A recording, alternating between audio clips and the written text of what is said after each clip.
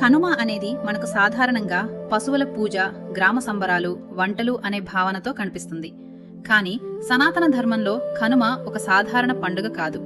ఇది ధర్మాన్ని గుర్తు చేసే ఒక పవిత్ర దినం. సనాతన ధర్మం ప్రకారం మన జీవితం పంచమహాభూతాలపై ఆధారపడి ఉంటుంది. భూమి, నీరు, అగ్ని, వాయువు, ఆకాశం. ఈ 5 తత్వాలు కలిసి మన జీవనాన్ని నడుపుతాయి. ఈ తత్వాలను మనిషికి అనుకూలంగా మార్చడంలో పశువుల పాత్ర అత్యంత ముఖ్యమైనది. వేదకాలంలో వ్యవసాయం ఒక యజ్ఞంగా భావించబడింది. ఆ యజ్ఞాన్ని నిర్వహించడంలో ఎద్దులు, ఆవులు రైతుతో కలిసి శ్రమించేవి.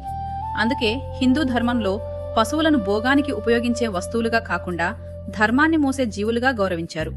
కనుమ రోజు పశువులను అలంకరించి పూజ చేయడం వారి శ్రమకు కృతజ్ఞత తెలపడం అనే భావాన్ని వ్యక్తం చేస్తుంది. సనాతన ధర్మం మనపై 3 రుణాలు ఉన్నాయని చెబుతుంది. దేవరుణం, ఋషి రుణం, పితృరుణం.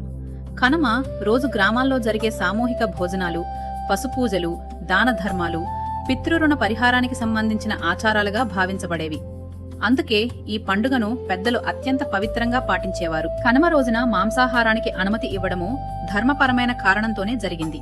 ఇది భోగం కోసం కాదు. రైతు దీర్ఘకాల శ్రమ తర్వాత శరీర బలాన్ని పునరుద్ధరించుకునే ఒక దినంగా ఈ ఆచారం ఏర్పడింది. నియంత్రణతో, కృతజ్ఞతతో చేసిన భోగం ధర్మానికి విరుద్ధం కాదనే భావన దీనిలో దాగి ఉంది. కనుమ పండుగ మనకు ఒక స్పష్టమైన బోధన ఇస్తుంది. ప్రకృతిని గౌరవించాలి, పశువులను కుటుంబ సభ్యుల్లా చూడాలి, మన ఆహారం, జీవనం కోసం సహకరించిన ప్రతి జీవికి కృతజ్ఞత తెలపాలి. ఈ 3 ఉన్నచోటే సనాతన ధర్మం నిలబడుతుంది.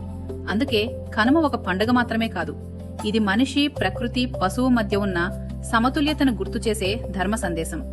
ఈ భావంతో జరుపుకున్న కనుమే నిజమైన కనుమ.